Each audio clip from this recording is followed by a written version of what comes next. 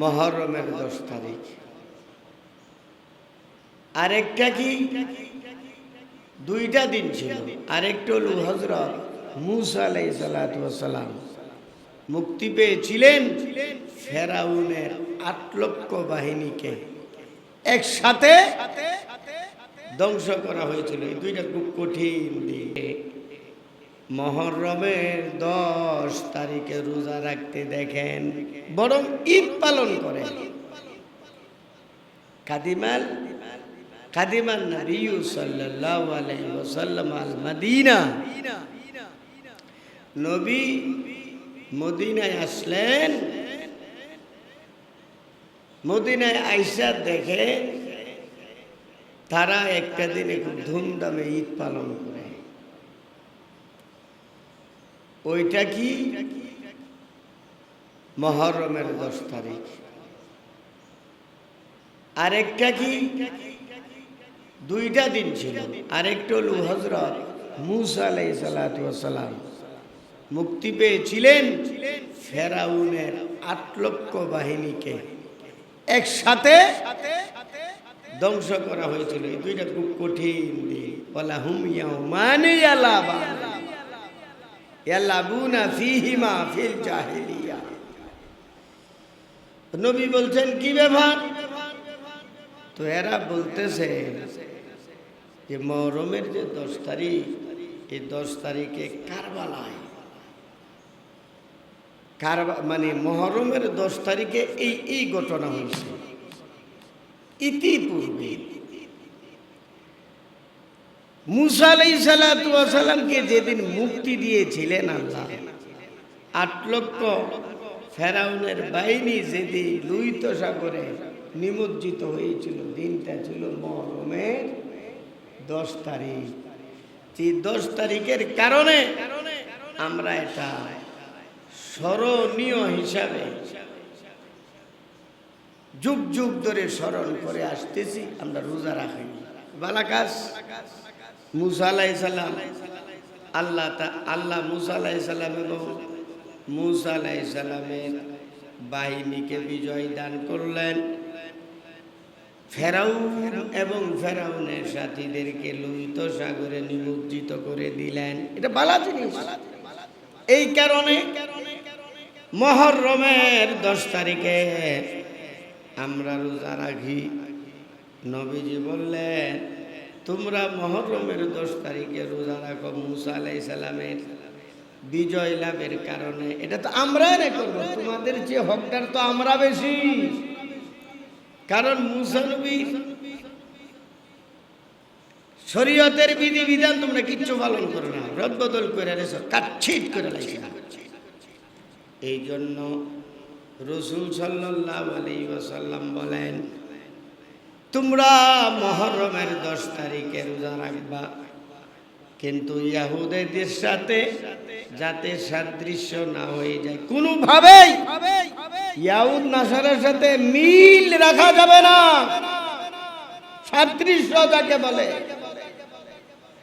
এই জন্য নবী বলেন, তোমরা মুহররমের 10 তারিখের আগের দিন রোজা রাখো অথবা পরের দিন রোজা রাখো।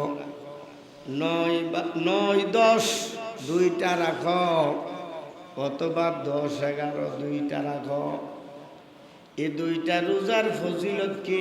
নবীজি বলেন, তোমার জীবনের সব গুনাহগুলো, অতীতের গুনাহগুলো আল্লাহ মাফ করে দিবেন। অতীতের গুনাহ সব আল্লাহ মাফ করবে। আজকে 10 তারিখ, আজকে একটা, আগামীকাল একটা। যারা গতকাল রাখছে, গতকাল একটা, আজ একটা। এটা হলো রোজার ব্যাপার।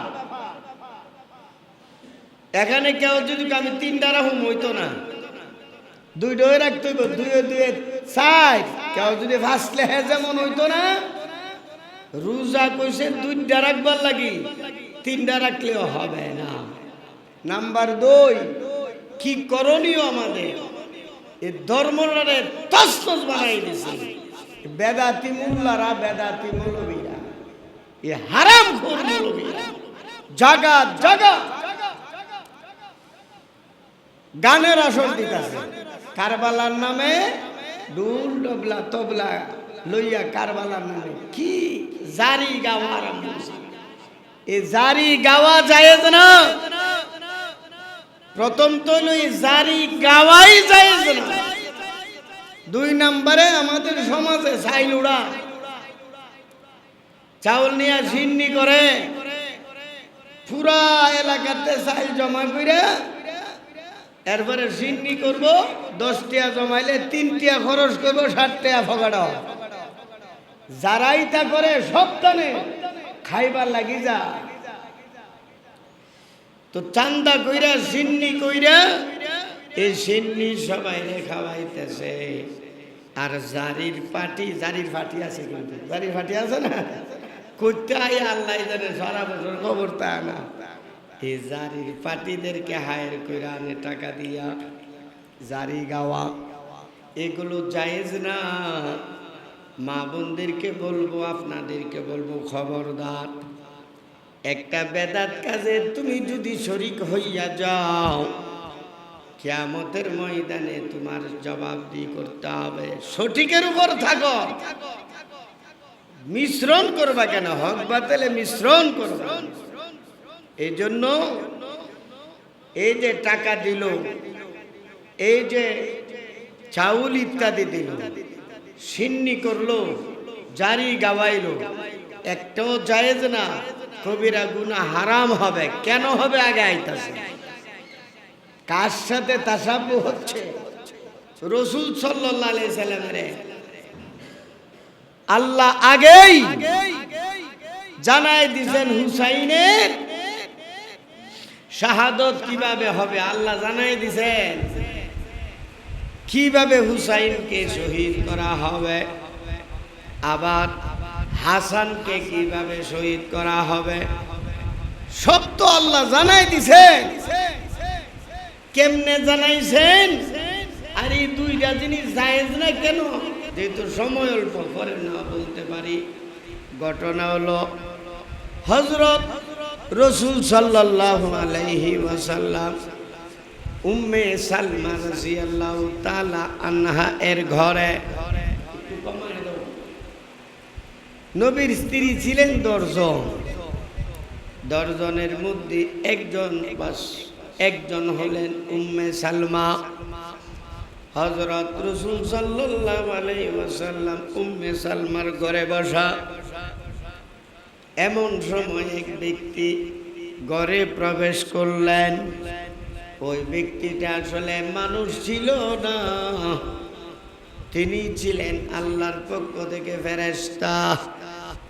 জিবরাইল না, মিকাইল না, ইসরাফিল না, অন্য আরেক ফেরেশতা।